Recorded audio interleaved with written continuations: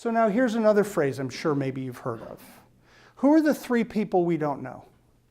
Everybody, somebody, anybody. And he's cheating because he attended one of my meetings. He's a ringer. And I just outed him. How many times do you go up to another person, they might throw their card at you, you might be savvy enough and say, who is it that you need to meet here tonight? And they're going to say, well, anybody who's looking for financial services, really. Or everybody who's interested in my accounting services. Or, somebody who's really interested in building their wealth. I mean, stop, right? Like, stop. I have a video about this, and it's like, stop. Anybody, everybody, and somebody. Like, why? Be specific. Now, it doesn't have to be a specific person. I want to meet Robert Chesson of Landlord Law Firm. It doesn't have to be. But you need to be specific about the type of vertical of business that you're interested in meeting. Now, so you go to an event, and how are you going to do that?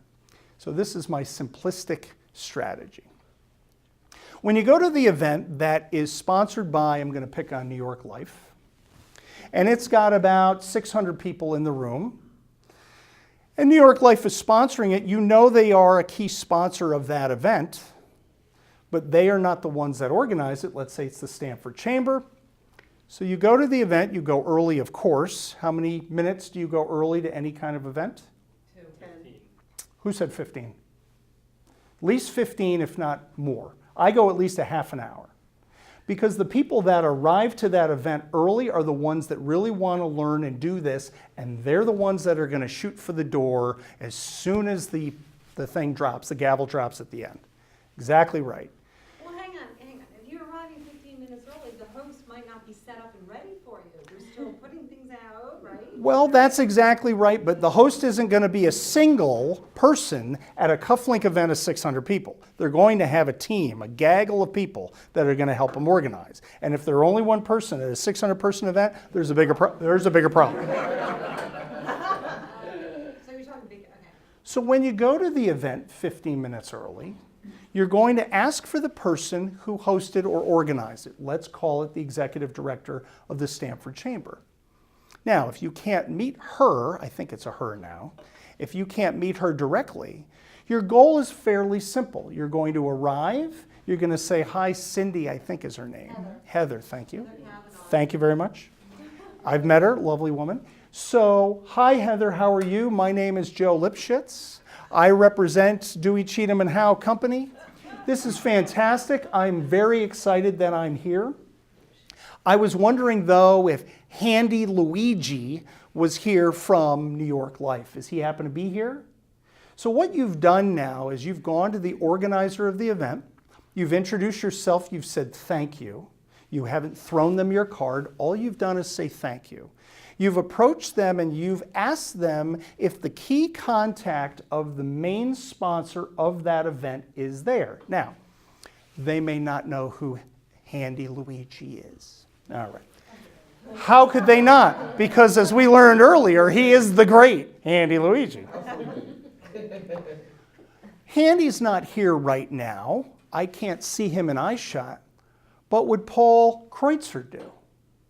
Oh, sure, absolutely. Is he with New York Life too? Absolutely. And then what you do is you pivot. And you pivot and get an introduction to the one person who's connected to the sponsor that probably dropped about $5,000 to put their name and lights on that major cufflink event. Now you've met your one contact. And that's a quality contact because they're part of an organization that dropped a lot of money. I now officially give you permission to just leave. Now, why in the hell would I do that? Why would I do that? I just dropped $100 on bad chicken. Why would I do that? I'm not going to go anywhere. I'm not going to do that. Well, because it's reverse psychology. Because most people that don't have a plan aren't going to go with a specific person in mind, and they also don't have the ego or the self-esteem to wonder what they're going to do when they get there. So now that we've met a quality contact of the main sponsor who has money, we now go from there, and you can pivot to who else you want, who you're specifically looking for. But now you've met your one contact. And your networking event that you spent $100 on to attend, where you were going to be like, I don't know what I'm doing, I'm just throwing it against the wall, goes away. And now you have a specific purpose in terms of going. So I have a 4-step process that I help people use, both with their internal or their regular trusted contacts, as well as new people that they might meet.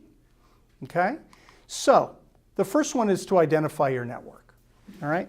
So if we take an existing LinkedIn network, because it's simple and easy and you can look at it on your phone, you can scroll through your different contacts and figure out if they meet the following criteria on a scale of 1 to 4.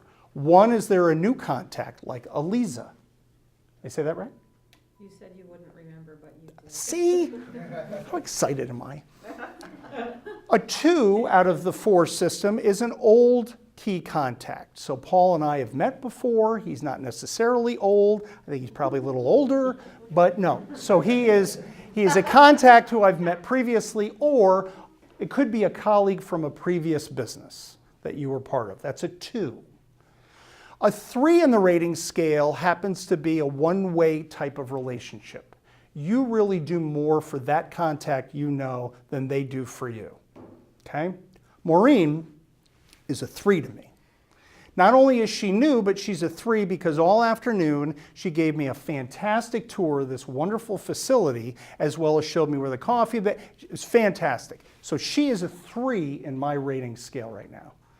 A 4 is going to be mutually beneficial. It's going to be a trusted advisor. It's going to be someone in our network, yeah, I use someone, is going to be in our network that we do just as much for them as they do for us. And those are the ones, and that's your goal. When you're looking at your contacts in business, this is business now. You can do a lot of personal stuff. If people don't fit in the LinkedIn business acumen, send them to Facebook. Send them to Twitter. Send them to Instagram. It's okay. I gave this presentation in May, and I'm going to also suggest that if the contact in LinkedIn is not a quality business contact on a scale of 1 to 4, I give you permission, like I was giving other permissions, to swipe them out. I know. Look at her face. I had a lady come up to me after presenting to 270 of my closest friends one morning, and she's like, how do you do that? You can't do that. I said, miss, you're not killing them. You're not killing them.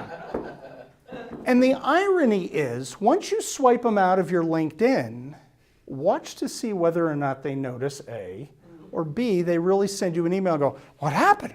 Oh, you swiped me out. I can't believe it. You killed me. When LinkedIn came out in 1998, they actually had an email that would go to the contact that you swiped out and said, did you know Paul swiped you out? And you would send them an email, or you would call them or whatever, like, what do you can't swipe me out of that. Send them to Facebook, send them to Twitter, send them to Instagram. It's okay. But your LinkedIn wants to be preserved for those contacts that are quality in nature. And that's how you want to identify them, okay, in terms of a rating scale.